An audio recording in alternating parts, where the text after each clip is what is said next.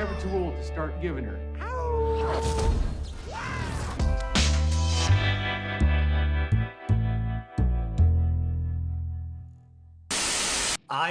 I gotta say, I really, really enjoyed this movie a lot. I grew up in that era and very much grew up with guys like Dean, like at the local bus stop and whatnot. And so to go back to that time and experience it all over again was a lot of fun. Paul, my first question is for you. When did you first have the idea to dig into Dean's origin story and reestablish the character from the ground up? Is it something that you've wanted to do for a long time?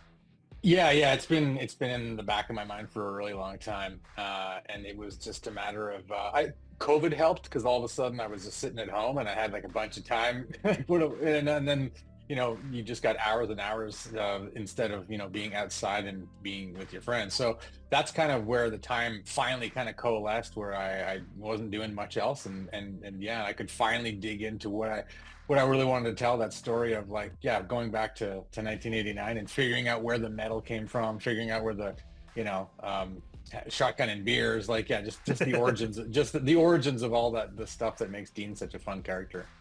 Yeah, shotgunning beer is definitely an art, and I would say that you've mastered it by what it looks like in the movie for sure. Yeah. Will, okay.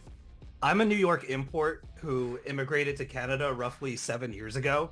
My wife is a hockey player from the Ottawa Valley and has told me plenty of stories about coaches like Glenn.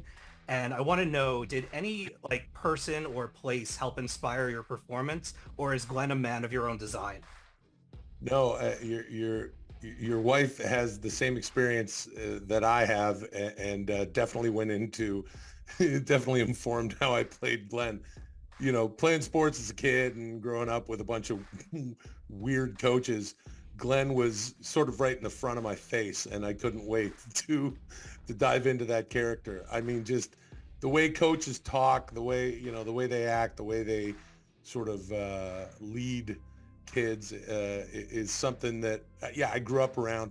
And the dad coach is always a slightly different thing. You always sort of feel bad for the kid whose dad is the coach. And no, I've seen I don't know, but anywhere from 500 to 2,000 examples of Glenn growing up, as I'm sure all of us have, right? What did you say? What did you say when we were working on the character and working on the voice, that it was half Brett the Hitman Hart, like his voice was like his accent was like half Brett the Hitman Hart, and then you threw like the other 50% was something, I don't know, I can't remember what it was. It might have been my high school football coach, Dale Sipe. Right, there you go.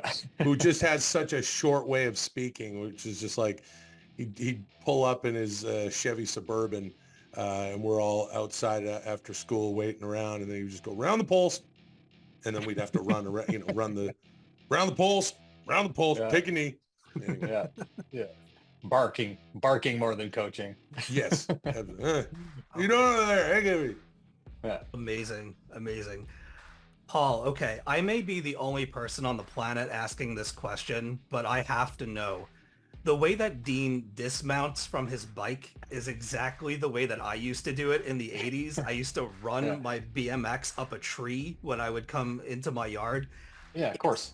One of my favorite little details about the character. What compelled you to give him that quirk?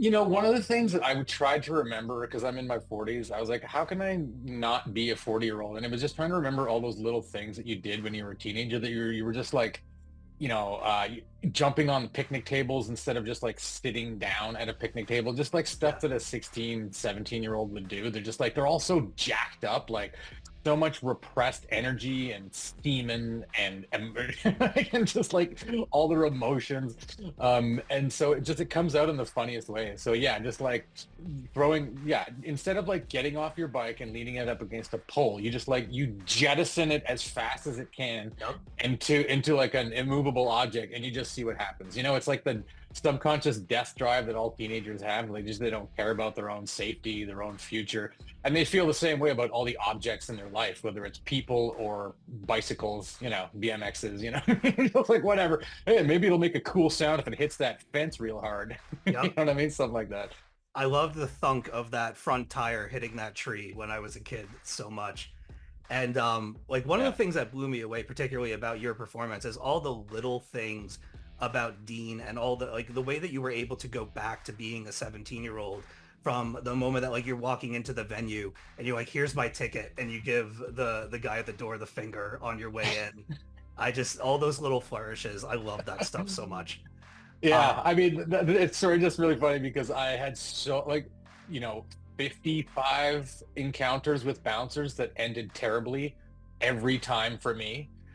So that was my one little, and I love bouncers, they're important, integral parts of our humanity, like society that we're in. But yeah, that was my one little way of being like, you know what?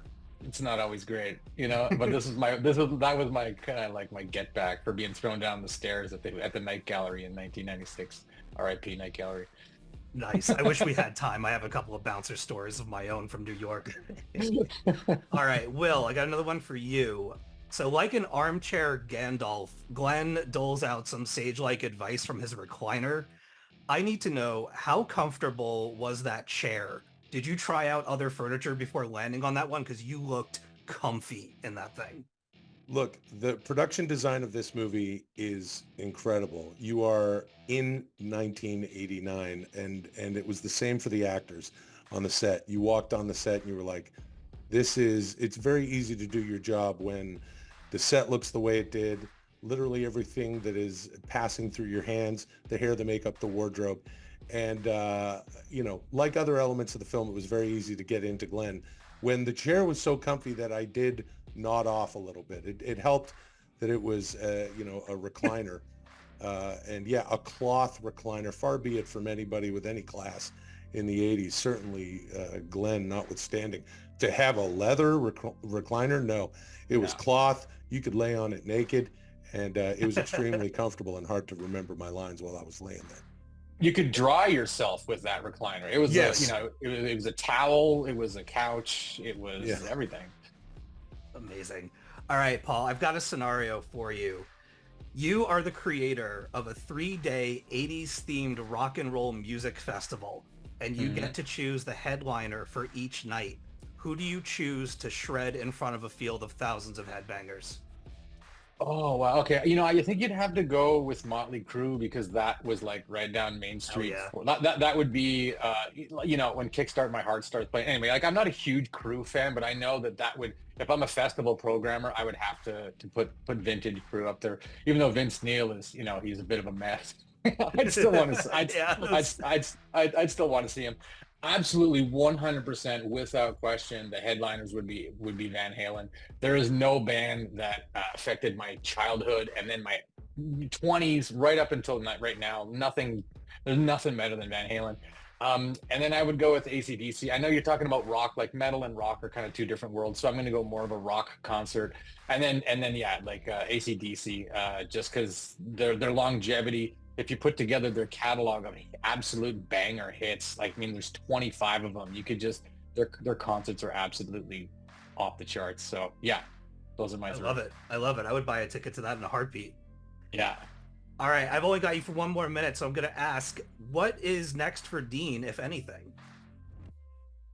Well, we're not sure what's happening with Dean, but I'm going to try and get Will on board, maybe some of our friends together. We're going to do Murray 89. So we're going to take Dean's dad, and we're going to go back to 1969, way up in the north part of the world in the woods where he's a logger. And that's the plan. We're going to go to Murray 69. That's the next one.